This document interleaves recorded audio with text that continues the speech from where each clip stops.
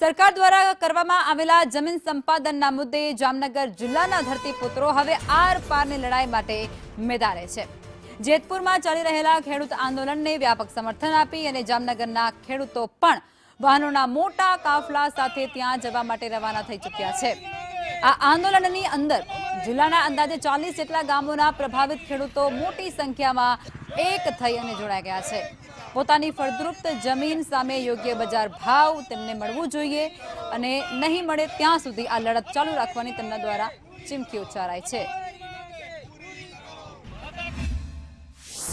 જેતપુર જે આંદોલન હાલે છે અત્યારે મોરબીમાં એ જગ્યાએ જાય છે સમર્થન આપવા।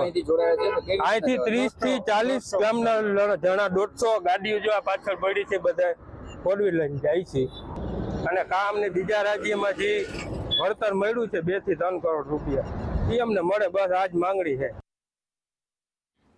અને આજ મુદ્દે સંવાદદાતા ઉપેન્દ્ર અમારી સાથે જોડાયા છે। ઉપેન્દ્ર, જામનગરથી પણ 40 જેટલા ગામના પ્રભાવિત ખેડૂતો હવે પહોંચી રહ્યા છે મોરબી અને ત્યાં તેઓ ખાસ જે ઉપવાસી આંદોલનો છે તેમની સાથે જોડાશે અને સરકારને ઉગ્રતાથી રજૂઆત કરશે।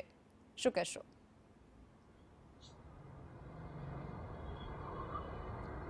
ચોક્કસ જણાવી દો કે જે મોરબી ખાતે ચાલી રહેલા ખેડૂત આંદોલનને સમર્થન આપવા જામનગરથી મોટી સંખ્યામાં ખેડૂતો આજે જામનગરથી રવાના થયા છે।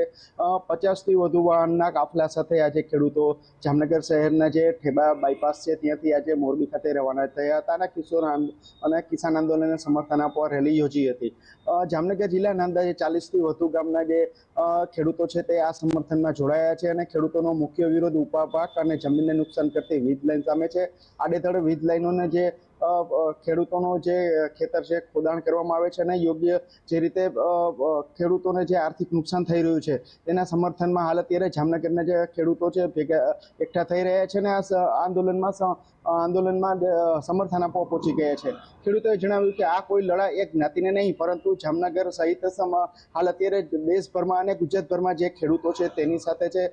જય જવાન જય કિસાનના નારા સાથે આ જે રેલી છે એ જામનગરથી નીકળી હતી। એટલે કહી શકાય કે જો ખેડૂતોએ સાથે જણાવ્યું હતું કે જો સરકાર તેમની માંગણીઓ પર યોગ્ય નિર્ણય નહીં લે તો આગામી સમયમાં આ આંદોલન ઉગ્ર બનાવવામાં આવશે અને આ આંદોલન જામનગરથી પણ આગામી સમયમાં શરૂ થાય તેવા પણ મંડાણ મંડાઈ રહ્યા છે। બિલકુલ, આભાર ઉપેન્દ્ર, આપ જોડાયા તે બદલ।